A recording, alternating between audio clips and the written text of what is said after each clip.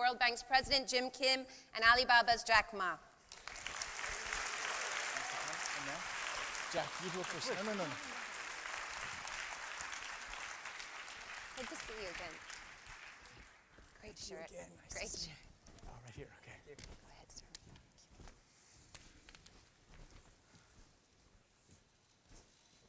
Jack, have a seat.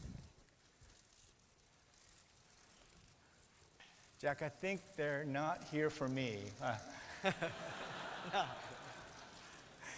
Well, thanks. We all come here for you. No. Thanks for coming. And thank you, everybody, for coming to what I think is going to be an extremely important discussion for so many reasons. But here's why I keep referring to Jack. We met 6 years ago. It was the first few months of taking over. And Alibaba was big, but it wasn't huge like it is right now. You were not a household word throughout the world. But then I began to ask my own team, if the Alibaba model is the path forward in development, are we building the right things in developing countries? And you've heard me say this. 25, 30 years ago, we had a debate in the World Bank about whether we should invest in telephone poles in India. And luckily, we didn't invest in telephone poles in India. But the question we keep asking is, are we doing the equivalent of investing in telephone poles in India? Do we have things in our portfolio that are just not going to be helpful for the future? So I've seen the tremendous work that you've done in what I would call democratizing access to capital, markets, marketing, procurement, even accounting. Last time I visited Hangzhou, you told me that your Alibaba clients can do their accounting online. So what do you think, Jack? You've now visited 7 countries in Africa.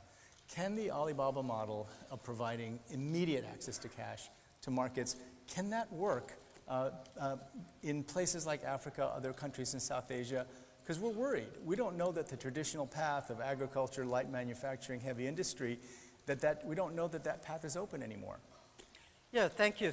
I think absolutely, internet is designed for developing countries. 19 years ago, when I started Alibaba, I think what we've said, we should focus on helping small companies, when the USA e-commerce focus on big companies. And the USA internet, that e-commerce company, they focus on cut the cost for the big companies. What we believe is that we should help small business to make money on the internet. Because don't teach customer how to cut the cost. They know better than you do. But helping small business to make the money, that is the key. So when we started, we found that China, there's no internet, the connection, there's no payment, no logistics, and the small business cannot raise the money. So in the past 19 years, we said, if there's no infrastructure of the marketplaces, so we should help small business to reach the market. A small business normally can sell only in their own town.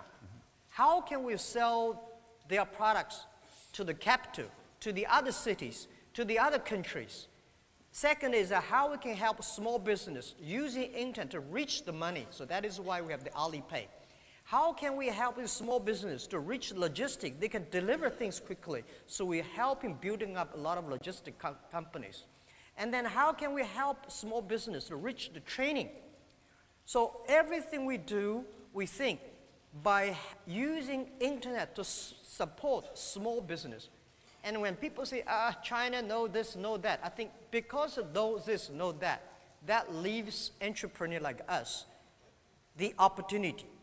So if there's no logistic, we build a logistic. If there's no financing system, let's build a financing system. But don't think you will succeed next year. You have to prepare for 10 years. Today, Alibaba to this size, not because we built it last year. 19 years, we never forget that we serve for small business. We serve for the girls, women. We serve for helping them reach market. This is how. And we believe, one of the things, Jim, I was saying, the day when I started our business, 18 founders, me, and I talked to my 17 colleagues in my apartment. I say, guys, we don't have money, we don't have technology, we don't have any resources, any relationship.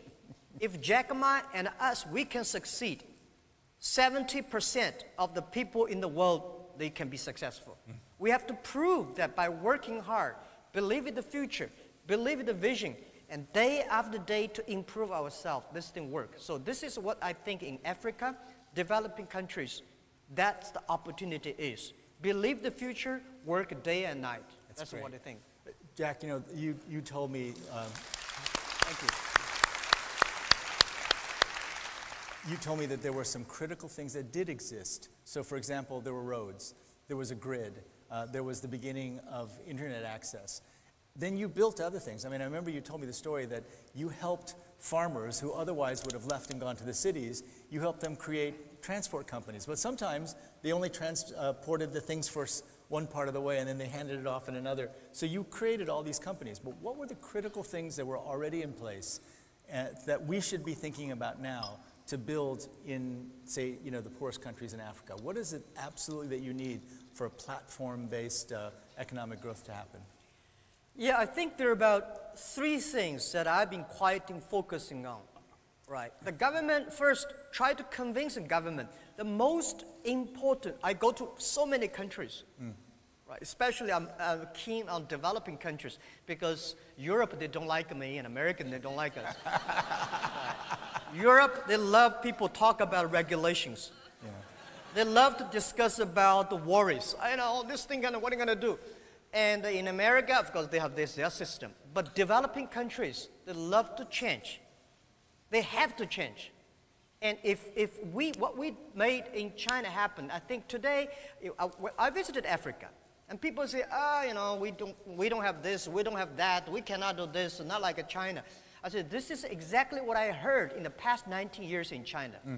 Nobody believed that we would work it. So we say, if we never think we will be successful in 10 years. We think 10 years later, there will be somebody company succeed. If we give up, we have no chance. If we don't give up, we have a chance. So every country I go, I try to convince the government. Very important, internet infrastructure. 30 years ago, if there is no electricity, this country is hopeless. This area is hopeless. Now, if there's no internet connection, this country will be hopeless because you are blocking your people reaching the information. The young people have no chance to compete. So internet connection is more important. But don't worry about the internet connection speed. 24 years ago, when I started internet business in China, it took me 3 hours and a half to download a half picture. Today, most of the countries have mobile phones. When I studied internet, it's only on PC. There's no mobile phones. So today, most of the farmers, even in the developing countries, have the mobile phone. And mobile phone is much more powerful than 20 years ago. So internet is very important. Second, let's try to encourage the entrepreneurships. It's not the government make business happen. It's the entrepreneurs that make the business happen. It's the entrepreneurs that they have their ideas and dreams. So helping them, empower them. These are the 2. Of course, the third is education. But why I said internet is inclusive is for developing countries. I don't know you know that. It takes 60 years. When electricity was invented, 60 years later, electricity happened in Kenya, Africa. It takes much longer time for the first technology revolution to go to the underdeveloped countries. Today, every 2 or 3 years, mobile phone, internet cover almost everywhere. Normally, all the credit card is designed for rich people. All the good things designed for rich people, powerful company.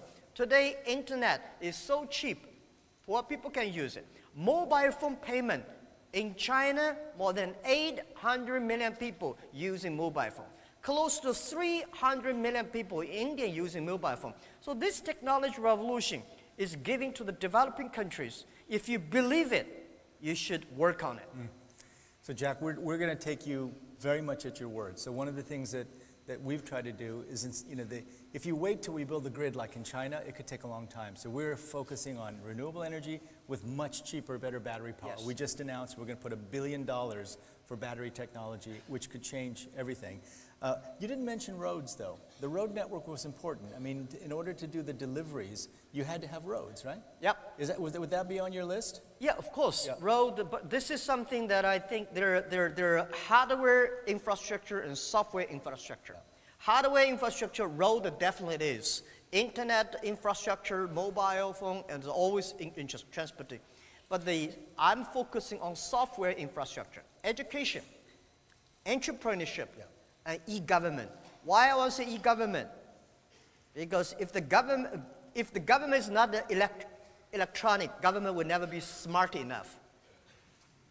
And if the government is E, then government will be transparent, no corruption, open, connect to everybody. So this is what we think. I'm pushing on that. Yeah. The road definitely is if you want to be rich, you have to have the road.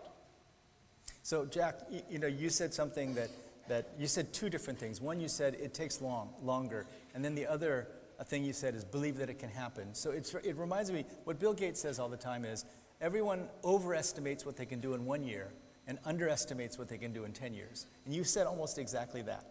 So if that's the case, what does it take to be a great entrepreneur, right? And let me just put in context, right? So you say, small business, you work so hard, but I see you doing things that just blew me away. Like, for example, when I visited and we were getting ready for Singles Day, right? And I asked you, why on earth did you do this? You created a holiday. It's like Mother's Day, right? Yeah. Hallmark Cards created Mother's Day. You guys created Singles Day. And you have to scale up so aggressively in order to be able to handle all that traffic. And then after you do that, then you have excess capacity. Yep. And you were doing things like predicting the winner of singing contests, right? Yeah. Why? So how does that fit with the mindset of an entrepreneur? How are you trying to, what is it? Because you're doing things that I've never seen anyone do before. How does that then translate? Because I know you're trying to teach others about entrepreneurship. What are you teaching them? What do the people here need to know about creating an entrepreneurial culture? Yeah, an entrepreneur, first you should have your belief. When you have a belief, you have nothing to worry about. You don't fear, right? If you don't have a belief, the VC said, if you do this, you're going to raise money. Then you're in trouble. So what you have to believe is what kind of value you bring to the customer. I'm a believer, and I go anywhere say this. The Wall Street don't like this, but I go to Wall Street. When I raise money, I said, customer number 1, employee number 2, shareholder number 3. And one of the shareholders said, if I had known, Jack, that shareholder number 3, I would not buy your stocks. I said, please sell to now. Because it's the customer that pay us. It's the employees that work hard, we work together. If the customer happy, employee happy, shareholder will be happy. So believing is very important. Second, you have a great team. So you have to have the thing that believing is IQ. And EQ is working as a team. So if you want to be successful, better to have EQ. When you have a high EQ, people love to work with you. But if you have a terrible IQ, you will lose quickly. Because you are so stupid, you don't know how to, right? But You'll get along with each other, but you're so stupid you'll fail. That's right, because a lot of people succeed because of luck. Believe it or not, a lot of people, because I think I'm lucky enough, for the past 20 years as a teacher, I work and make a lot of mistakes and change, improving, and correct mistakes. I survive. I don't think I'll be lucky enough because my IQ can never compare with my colleagues. They are much smarter. IQ can make you lose slowly. EQ can make you find good people working with the people. But if you want to be respected, if you want to have a big heart, you should have LQ, the Q of love. So these 3 Qs are very important. You should have the Q of love, care others. You should have the EQ, work with the others. You should have IQ, you know what you are doing. Based on that, and then giving times, things will happen. So, Jack, earlier today you told me that, the greatest soldiers are fearful. Entrepreneurs have no fear. What did you mean by that? Well, entrepreneurs, we never fear. Generals, soldiers fear because there's a war they kill. Business is not about killing. Competition it's a fun part of the business. We say, entrepreneurs, we don't cry, we make our competitors cry. Right? It's wisdom. It's not about killing. If you try to killing all the competitors, you're a professional killer. You are not an entrepreneur. Entrepreneur is that you improve by how can you make your better services by competition. And I think today politicians fear, and a lot of people fear, right? That, as I said to the Director General of WTO, when you put 200 ministers in one room, try to agree on something, it's almost impossible. But if you put the 200 business people in one room, we can work out something. And we never fear because we can always work out something. So how did you develop this fearlessness, Jack? I mean, when I first met you, you told me the story that when Kentucky Fried Chicken came to China, you really wanted to work there. And there were 24 applicants and 23 jobs, and you didn't get a job at Kentucky Fried Chicken. You applied to Harvard 10 times and were rejected each time applying to Harvard. So how did those experiences teach you about being an entrepreneur? Well, are they true stories, by the way? Yeah, this is a true story. I applied a lot of jobs, all failed, and I tell myself, maybe I should do myself. As an entrepreneur, business people, you have to get used to be rejected. Why people should help you? People help you, that is very unusual. Right? Why people should help you? People don't help you, that is very usual. So as an entrepreneur, you have to get used to, well, you're rejected. As a salespeople, you go out, to sell something. You should tell yourself, today I go out to visit 10 customers, they will all say no, which is usual, so you came back with happy. If you sold one of them, you are extremely happy, you are better than you think. So this is optimistic. And when I started my business, people don't want to join my company because they say, internet, I've never heard about a company called there is a company doing internet. There's no even a word in a dictionary called internet. And the name Alibaba is so strange, right? And this guy always failed, never even get a job. They want to put a, so I said, guys, I tell to their wife, their parents, their husband, people who joining my company, our company, I'm sure no policeman will knock our door because we do criminal things. I promise tax bureau will not come to our company because we try to sneak away. These are the things I promise everybody in the company and their family, that we will never do any criminal things, bad things to the society. And I will promise that everybody will have tough lives. I will never promise you will be rich, you will be successful, but if we work hard, something could happen. And this is what we did. And I'm telling even now, we have so many people join our company every year. If I got a chance, I tell them, it's not Jack Ma give you the opportunity, give you the job. It's you created the opportunity for yourself, for everybody. And nothing to fear, because we never thought about sneaking from tax. We never thought about doing illegal things. We never thought about, and we're not allowed to do that. What do you fear?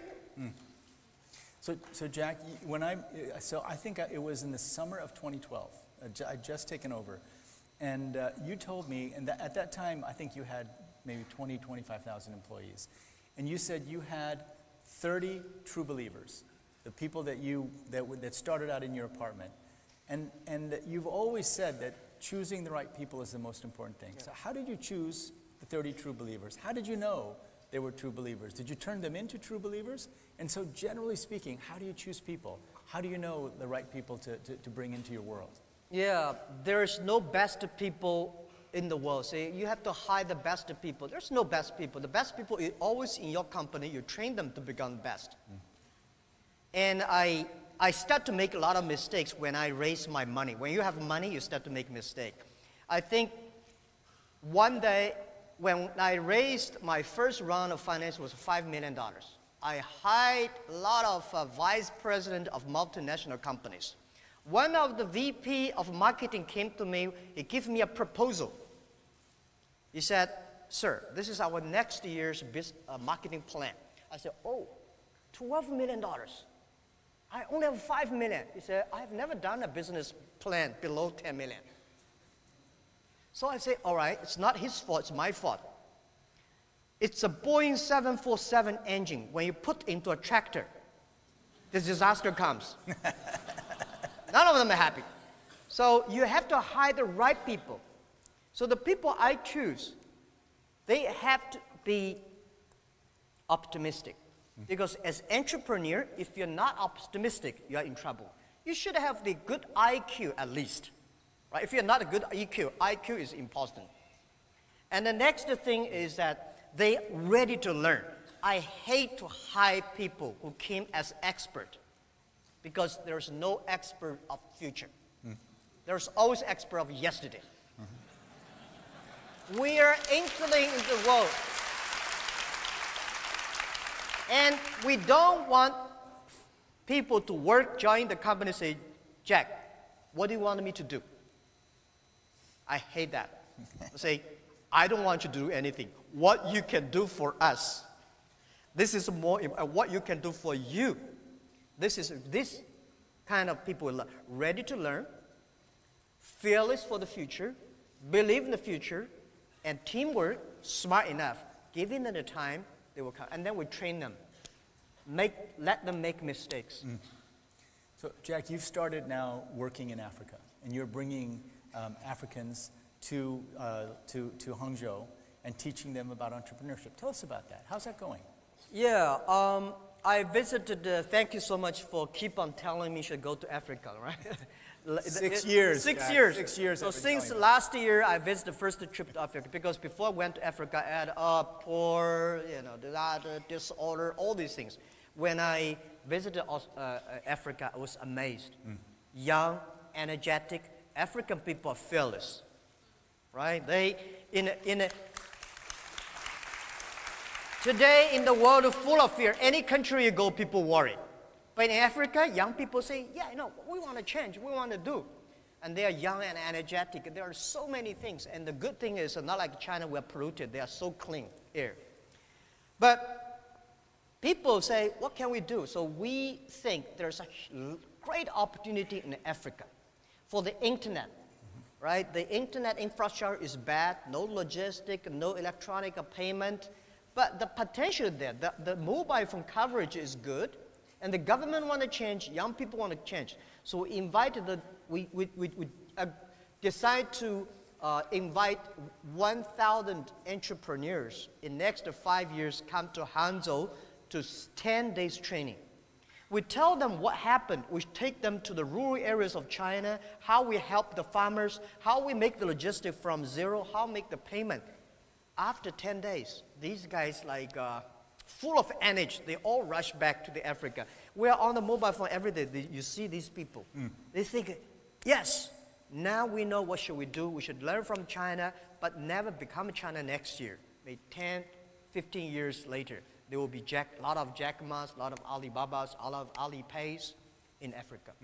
So I think this is I feel excited about. This is something I can do much better in my life, in the rest of my life, than be the chairman and CEO of Alibaba. Well, let's talk about that. So you're retiring, and Jack and I were just meeting, and what I said to Jack was, Jack, you can't get away from this because we're now, if we're going to take the model that you built and extend it to the rest of the world, I don't want you going and doing kung fu and relaxing and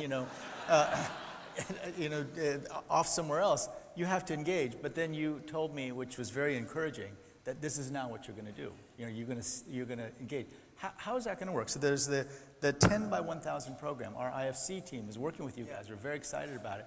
How's that going to work? So over 10 years, I think, total, right? You said 5, but I heard 10. So maybe 10 is, we work with World Bank. Yeah, totally. On the 10, 1,000. Next 10 years, every year, 1,000.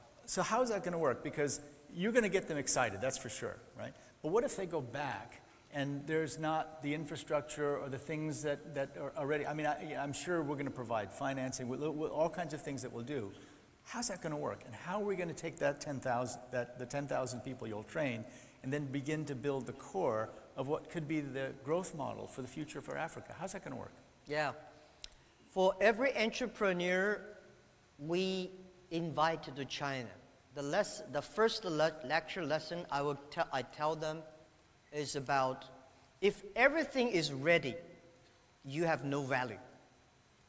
As an entrepreneur, because things are not ready, that is why the society needs you. Because things are not ready, there's no this, no that. That is why we need entrepreneurships. So this is what I think. And next thing is I retire from the chairman position because to me it's not retire, it's a job rotation. I go back to education. I think education is more important than technology. Operating company like Alibaba, I'm a bit old. But doing education entrepreneur, I'm quite young. Next 30 years, human beings are facing huge challenge of technology, disruptive technology. A lot of people losing job. The way we teach our kids in the past 200 years are for the industrial period. Machine will do better. Machine will be smarter, calculate faster, remember everything, and they're never unhappy. They're very rational, do everything. So we have to teach our kids, change the education system, teach our kids do things the machine cannot do. Teach the kids that can do better than the machine do. So this is how we'll be focused on. For entrepreneurs, the same thing. Tell them life is never easy. Today is difficult. Tomorrow is much more difficult. But the day after tomorrow is beautiful. Most people die tomorrow evening. And how can you survive today and tomorrow? That is the key. And we will never teach people how to be successful. Harvard, Yale teach people how to be successful. We want to share people what kind of mistakes we make. It's the mistakes, lessons we learn, we make progress. When people learn too much successful stories, they think they can successful easily. No, that's a wrong way. Teach people how to face the challenges. We teach people a lot of mistakes, failure, not because they will avoid it, because when the mistake, failure comes, how can they face it? How can they challenge this, crack this? This is how we think. So I think this is entrepreneur, that is education.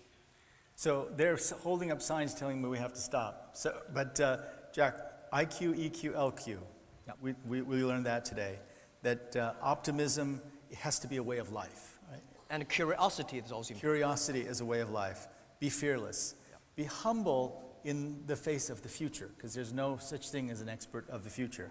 The internet, entrepreneurship, education, you also told us about. So there's so many young people here, and not so young people, I see. But Jack, you know, I watched you over 6 years. You were a phenomenon. I mean, a lot of people in China knew about you. My own IFC teams, we had invested in Alibaba early on. They wanted me to meet you. But now you're a global phenomenon. I do remember, though, we met in Davos one year, right after you went public. And you told me, oh, my life is miserable right now. Because you said, you know, at the beginning, everyone said that Alibaba couldn't do anything. And it gave us energy. Now, everyone's saying that Alibaba can do everything. And it's a pain for me, right? But you've gone through all that now. What would you tell this group of people? What are the most important lessons that you've learned in this really extraordinary life you've led? Yeah. Well, I think young people are the hope. So for me, if I want to keep my hope, I spend time on the young people. And every young people, I try to tell them life is not easy. I try to tell them that you come here not to work, but to enjoy yourself. You have to enjoy the work you're doing. You have to believe the things you're doing. You have to like the people you're working together. But the other thing is, ask everybody, whether young people, old people, ask us 3 questions. I keep on asking myself these 3 questions in the past 5 years. What do you have? what do you want? And what do you will give up? A lot of people don't ask, what do you want to give up? Or, what do you have? He says, I have nothing. And what do you want? You have a lot of things. And what will you give up? Always think about these questions. And then you will be fearless, you will be optimistic, you will know what you want. And this is when you're going on that, you will never sort of get lost. Wow. Thank you, Jack. That's amazing. Thank you.